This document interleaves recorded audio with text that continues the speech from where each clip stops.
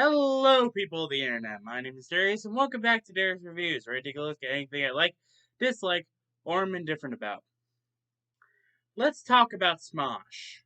Back when I was a kid, Ian and Anthony of Smosh were basically my idols when it came to comedy. Even though I wouldn't do anything that they did in the videos, it still admired me to the point where I really appreciate them. And besides the shows on Smosh Pit and Smosh Games, they never really officially had a series, with the exclusion of If This Was Real. That's where Every Blank Ever came in. Basically, it played similarly to your average Smosh sketch back in 2010, with the exclusion of the fact that, well, they were mainly surrounding around one aspect instead of just a full on adventure like in the early days. Curious about this series and what it stands for, I wanted to talk about one of the most weirdest episodes of the show, that being Every Anime Ever. Will it be as excellent and superior as One Piece or DBZ? Or will it fall flat like a bunch of those animes you usually find on Hulu? With all that in mind, let's take a look at Every Anime Ever. We first start out on the introduction, I'm guessing, which basically takes place in your average anime opening.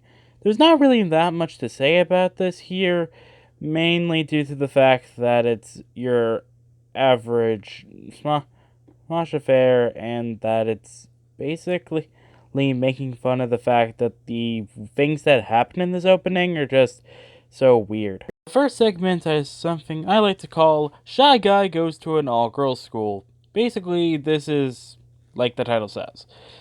Basically, a guy who goes to an all-girls school is mainly obsessed with studying and video games, while all the girls want to jump his bones. And to anyone who gets what that means, you are very dirty-minded.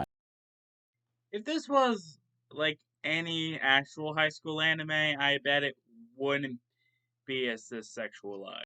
But out of all the segments here in the episode, I have to say that this one actually looks as well anime me it is your average shonen anime. Or at least, I think that's how shonen anime should work. And it all ends with them getting in the shower. Our next segment is actually a continuation of the opening, mainly being the main character getting shot at by two guys that look like they just came out of Naruto. Even though Naruto guys wouldn't really be holding guns, just making an example. And after he gets up, he's basically all powered up, and yet again, it's in a similar style to how they questioned what the flip happened in the opening. And apparently, when you power up, you lose all your bullet wounds. Uh, that's kind of weird logic. No, this kind of doesn't make any sense because even if someone was powering up for some super form or something, they still have the blood and bullet wounds to prove for it. Just look at Jotaro and JoJo's Bizarre Adventure. Next segment is three kids looking to fight some demons. And yeah, this is kind of cool, being that this is animated by one of my favorite animators here on the platform. But I won't mention him until later on. I have a review in mind for him. And we introduced to Squid Cats, which, yeah, I don't freaking know what that thing is. But, but hey, at least I actually tried to just introduce a sidekick out of nowhere. Introducing a sidekick character to just any show that isn't needing of a sidekick character is just kind of weird to me. It's like if I introduced a new weapon, like, this is my pickaxe sword! It can shoot lasers! Did not expect it to actually shoot lasers. Our last segment is kind of a message on gay relationships in anime, mainly how they've messed with the fact that you can't show two guys kissing in an anime. Wait, cartoons were able to do this years back back. Why the heck is anime still so in the past? Yeah, the guys in the segment kind of have a point. I mean, the only time you ever see any LGBTQ plus representation of any kind is either as a side character or, like with the Yuri on Ice example, they're the main characters, but they only do certain things together, like they don't kiss or something like that. Well, at least video games can do that kind And after that, the episode just ends. of. That was every anime ever.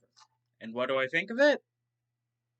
I mean, it's not bad, but I wouldn't call it good either.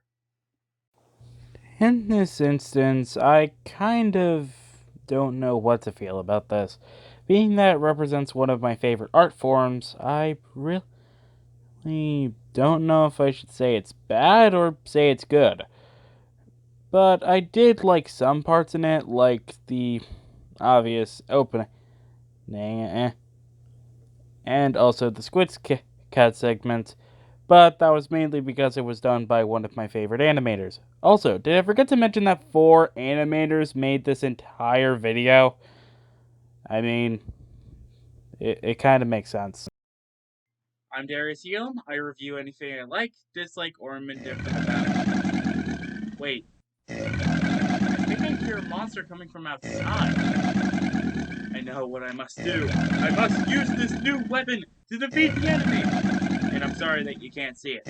Adios, muchachos!